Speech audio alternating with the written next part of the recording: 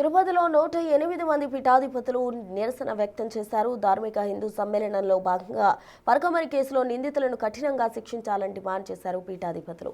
ఇలా అపచారాలు చేపడమంటే టీటీడీ పవిత్రత దెబ్బతీయడమేంటని ఈ శ్రీ విజయశంకర స్వామీజీ విమర్శించారు. శ్రీవారి లడ్డూ ప్రసాదంలో నెయ్యి కల్తీ జరగడం దేశద్రోహమని, కారకులను ఇంతవరకు శిక్షించలేదని చెప్పారు. కరుణ కటాక్ష వీక్షణ రక్షణ ప్రసరణ కిరణం వెంకటేశ్వర స్వామిజీ ఒక శిక్షణ ఉండాలా. ఒకరికి తాంబూలం రావచ్చు, మరొకరికి రాకపోవచ్చు. కానీ అన్ని పత్రికలకు రాశాను. జర్నలిజం ఏందో మనకు తెలిసిందే, తెలియంది కాదండి. అదే తిరుపతి దేవస్థానం ఇవ్వాలి.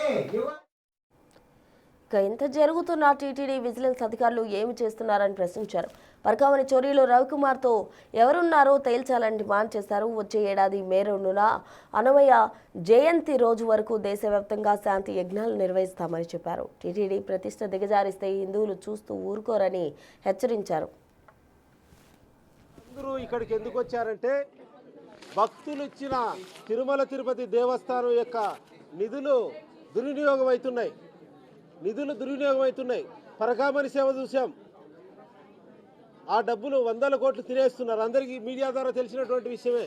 కనుక ఇటువంటి విషయాలు సరిదిద్దాలని, దీనితో పాటు ఏదైతే తిరుమల కొండ పైన మూలం సనాతన ధర్మానికి ప్రాచీన ఋషులు తిరుమల కొండకు రావడానికి ఋషులందరూ ఉండడం వల్లే ప్రతి సాధువుకు 10,000 గౌరవ వేతనం ఇవ్వాలి.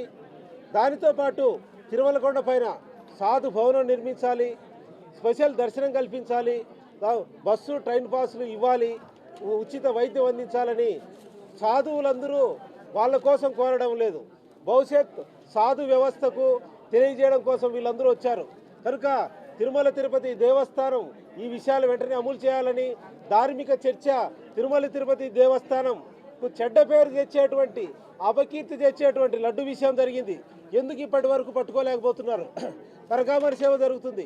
దోషులు ఎవరో కఠినమైన శిక్షలు చేసి భవిష్యత్తులో ఇటువంటి జరగకుండా చేయాలని ధార్మిక సమ్మేళనంలో దీంతోపాటు అనేక అంశాలు చేసి ధార్మిక చర్చ చేసి ఇప్పుడు 12 గంటలకు ఈవోకి వెళ్ళి అన్నీ కూడా తీర్మానాలు ఇవ్వడం జరుగుతుంది.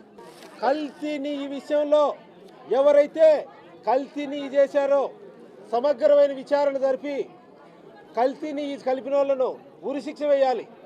పాకిస్తాన్ ISI తీవ్రవాదులదే పెద్ద దేశద్రోహం.